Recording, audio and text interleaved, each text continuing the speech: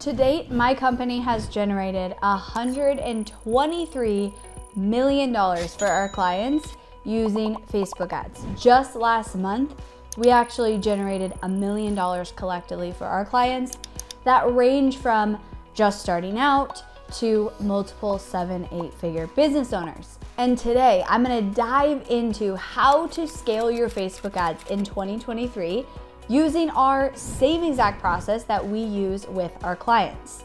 I even went and asked my lead ads managers directly on the front lines responsible for our clients' success, their strategies and tactics, so I can share them with you here today. Welcome back to the channel. I am Emily, and if you are new here, I help you have a wildly successful business while not sacrificing any freedom or happiness.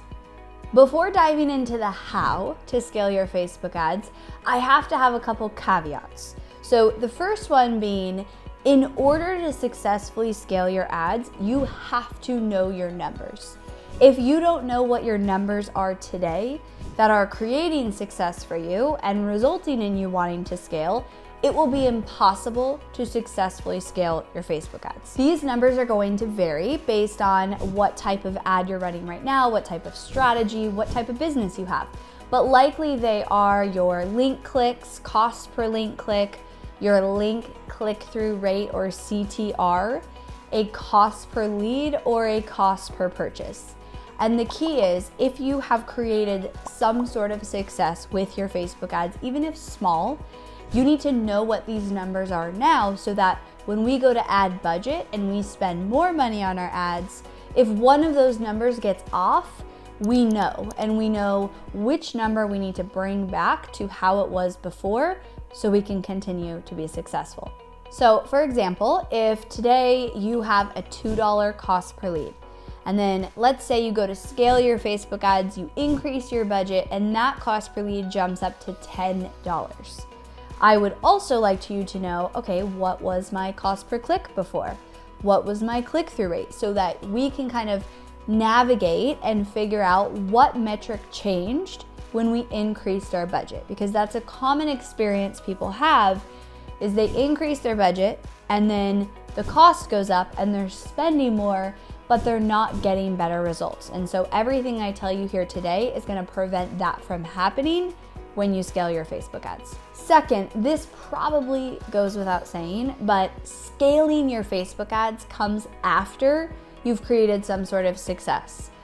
For most people, I guess there are some nuances that this would not be the case, but for most people, you don't really wanna look into spending more on your Facebook ads until you've created initial success, meaning you're spending money and you're getting more out of your Facebook ads.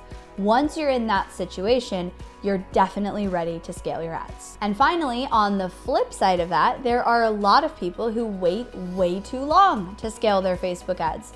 If you're currently running Facebook ads and you are getting out more money than you are putting in, there is almost no reason why you shouldn't spend more money. If you're putting in $100 and you're getting out $300, then technically, if you do it well and strategically, if you put in $300, you should get out $900. So if you're in a situation where you are spending money, even if it's small on Facebook, and you're getting out more than you're putting in, that's a great indication that scaling is the next move for you. Let's dive into actually scaling your ads. So there are two ways that you can scale your Facebook ads. You can scale horizontally and you can scale vertically. So the way we define this on our team is scaling horizontally means finding more options, more audiences to send the same ads to. So maybe right now you're running a campaign and you have 10 different audiences that you're targeting, and now we can scale horizontally and we can add 5 new audiences to those same exact ads and increase the amount of reach and scale our ads. Scaling vertically means we add more budget to what's already working. We just increase the budget to what we are already doing. Both of these options are probably going to be what you end up doing. You really don't want to do one and not the other. You want to scale both ways because that creates more well-rounded success. Whether you are adding more audiences or adding more budget to what's already working, either way, you're increasing your budget, aka scaling your ad spend. Now, the biggest question that we get around this is how much? How much should I increase my ad spend? I asked my ads managers this, and the general rule of thumb is about 10 to 30% a week. Now, here's the thing. Your current budget is going to dictate this a lot. And so I say general rule of thumb and average, because if you're spending $100 a week, you can for sure increase that 4 times. You can go to $400 a week. But if you're already spending $10,000 a week on your ads, you probably want to stick to more like a 10% increase. So the amount that you're spending matters a lot in how much you increase your budget, because if you're spending a lot, that percentage, the smaller percentage, is obviously going to be an increase in your overall budget.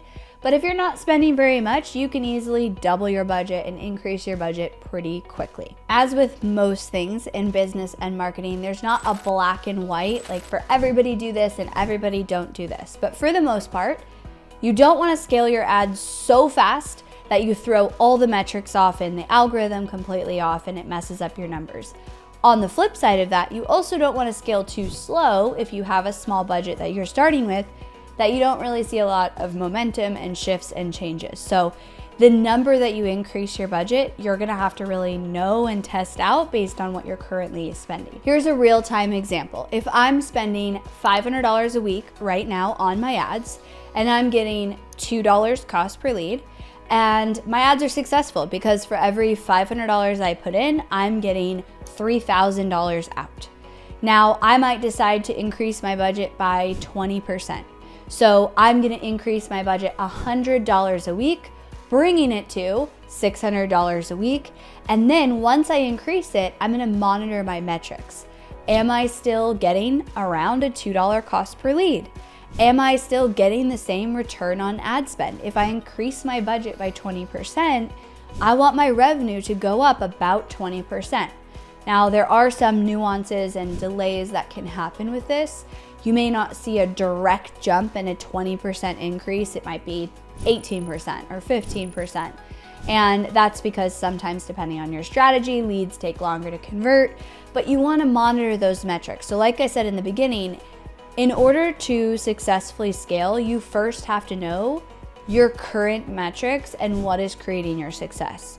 Because if I took that same scenario and I increased my budget $100, but my cost per lead doubled, then I'm not going to probably get the sales increase because I'm getting the same amount of leads for more money. So I would need to address that before I can see my sales increase with my scaling. Now, in this same scenario, how I would scale my ads both horizontally and vertically is if I'm increasing by $100 a week, my budget, I might take half that budget, so $50, and spread that out over 3 or 4 new audiences. This is an opportunity as well, I'll do like a side note here, to leverage lookalike audiences. So likely, what's gotten you to where you are right now, which is some success with your Facebook ads, you've gathered data. So you have audiences like people who have maybe bought from you, people who have signed up for a specific lead magnet, people who have signed up for a webinar, people who have gone to your website. Those are all incredible audiences to create lookalike audiences in Facebook, which tell Facebook, this is a quality group of people and I want more of them.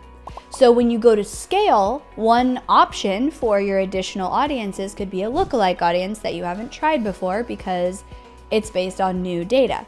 So I would take that $100, I'd take $50 a week and put it to new audiences, and I would take another $50 and I would just increase what I'm already doing. I'd up the budget, equaling $50 more a week. And then I would monitor. Do those ads that I increased the budget on, do they maintain the same cost per lead? Are they still converting? How are the new audiences doing? Maybe I tried 4 audiences and 2 of them are doing great, 2 of them aren't. I'm gonna turn those off, and I'm gonna put budget into, I'm gonna take that budget and I'm gonna put it into the new audiences that are working, or I'm gonna put it into the other ones. So scaling is kind of about trying a handful of things, letting them sit for maybe 4 to 7 days, make some optimizations in that time, but see what sticks and see what actually starts to get traction and momentum, and then do more of that. And that's really a lot of the game of ads and marketing is we're trying a lot of things, we're testing a lot of things, we're seeing what works, and we're putting the budget where the things that are working are. Another super important tactic to scaling your Facebook ads is your copy and your creative. Your ad copy and your creative. As you spend more on Facebook, you'll probably need more copy and creative. We always notice a correlation with clients who are spending more versus clients spending less and how much copy and creative they need. Facebook is kind of like a machine, and it wants you to feed that machine with new variations, because what are the people doing on Facebook and Instagram?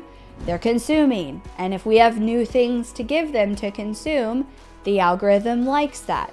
Now, as always, there's a balance, because you do it too much and you're constantly resetting the algorithm. But when you go to scale your ad spend, it's probably a good idea to add in some more variations of copy and creative. Test those out against the new ones. The other piece to this is people ask all the time, is it video? Is it images? What works better? And every month on our team, we pull all the clients' most successful ads. So we work with over 60 different businesses right now today. We pull their top converting ad and we put it in a spreadsheet. And almost every month, it's like 52% image or video and 48% image. So all that to say, it really varies. There are some clients and businesses that I see video hands down converts better. Other times, images, carousel ads. So what's important for you is that you make sure to test both. If you haven't tested video or images or a reel in a while on your Facebook ads, I would definitely reincorporate that and test it and see and let the data talk. The other thing here is, if you have data, use what has worked in the past as a leverage. If you're running ads, then you have the data that tells you this messaging angle or video or images works better. That allows you to refine and do more of what works and less of what doesn't, which basically makes it so that your budget is being used smarter. So in summary, the way that you successfully scale your Facebook ads and really any paid ads is, number one, you have to know your benchmark numbers. You have to know these are the metrics that are creating our current success. And so if we increase our budget and we scale and there's a fluctuation there, we know what is happening and what we can do to fix it. Number two is scaling in multiple ways. Scaling doesn't equal just cranking up the budget and hoping it still works. It equals testing new and different audiences, leveraging data, leveraging lookalike audiences from work you've already done. It also looks like, yes, increasing the budget to what has worked, but not so fast that it throws the algorithm off. And then it looks like trying new copy, trying new creative, increasing the volume of copy and creative that you're feeding Facebook, making sure you're testing images, videos, different variations of both copy and creative, and seeing what works best for you. Finally, it's implementing those tactics and then watching your numbers. Data is a clear indication of what is working and what is not working, and it will tell you a story. So if you know your original numbers and then you go implement these scaling tactics and you have new numbers, you're able to create a story from that around what is working, what is not working, what to do more of, what to do less of. If you loved this video and you want more of my business growth tactics, you can check out my video that I recorded about how I became a 7-figure entrepreneur after becoming a mom at 20 really fast.